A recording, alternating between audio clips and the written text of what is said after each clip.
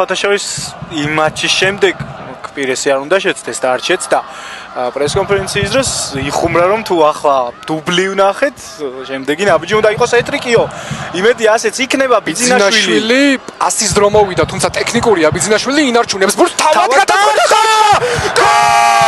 ბიძინაშვილი 0-13 წუთზე ქუთაისის დარბადა ხსნის ანგარიშს შესანიშნავად ითამაშა ირაკლი ბიძინაშვილმა ის რაც აერივით გჭირდებოდა მაშინ როცა მეტოქეს სწრაფ გოლზე აკეთებდა აქცენტს მაშინ როცა მათი მთავარი ამოცანა რამენაირად გოლის გატანა იქნებოდა ჩვენ თქვით რომ ერთადერთი შანსი რაც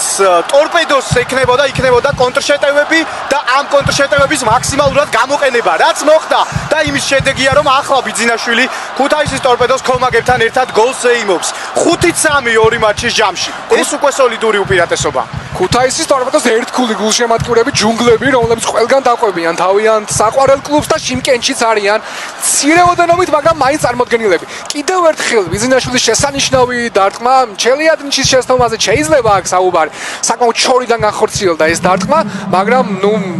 არ უნდა დაუკარგოთ ირაკლი ბიძინაშვილს საიდან დაიწყო ხო და შემდეგ დარტყმის სიზუსტე პლუს მეკარის წინ დაეცა ბურთი გაზონზე რამაც გაურთულა მოლდოվել კიპერს მოქმედება და მოკლედ პლუს 2 უკვე 2 მატჩის ჯამში ქუთაისის ტორპედოს სასარგებლოდ